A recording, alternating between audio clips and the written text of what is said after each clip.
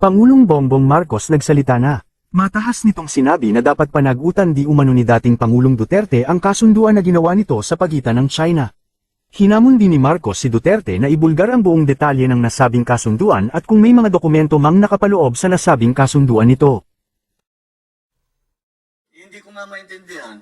Very experienced lawyer si President Duterte. Bakit walang nakasulat na kahit isang papel? Bakit walang video? Bakit di nila sinabi sa amin nung kami pumasok? Sabihin, meron kaming usapan. I would disagree with that idea that you enter into a secret agreement. You know, you have any agreement with another sovereign state should really be known by the people. That way, you are accountable. If it's a bad decision, you're accountable. We need to know, what did you agree to? What did you compromise? Ano yung pinamigay ninyo? Matatandaang kamakailan lang ay sinabi ni dating Pangulong Duterte na pumayag itong panatilihin ang mabuting pagsasama ng dalawang bansa, pero mariin itong iginiit na wala siyang pinamigay o sinuko sa China. Napakibit-balikat lang din si Marcos sa mga verbal attacks na ginawa ni Duterte sa kanya. Matatandaang sinabihan ni Duterte si Marcos na weak leader at isang crybaby. Saad ni Marcos ang mga banat ni Duterte laban sa kanya ay walang lugar para sa mas importante diskusyong napapagtuunan.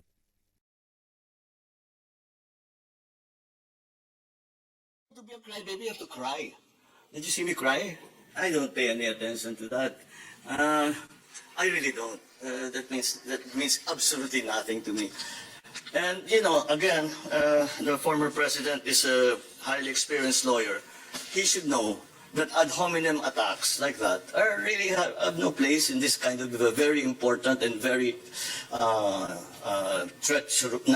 precarious rather discussions. Na sasabihin, pangit ka eh. O sige, di pangit ako, so what?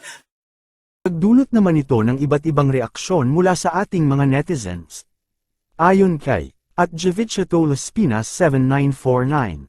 Paano magiging status quo kung walang agreement? Saad naman ni @Kuldameng2000. The president does not own the country. He is liable and can be charged to actions, agreement he does not divulge to the public. Komento naman ni @Bhagavadgita3676. Every president has its own foreign policy, and that's his prerogative. Anong sa inyo dito mga kabayan? Maaaring magbigay ng comment below.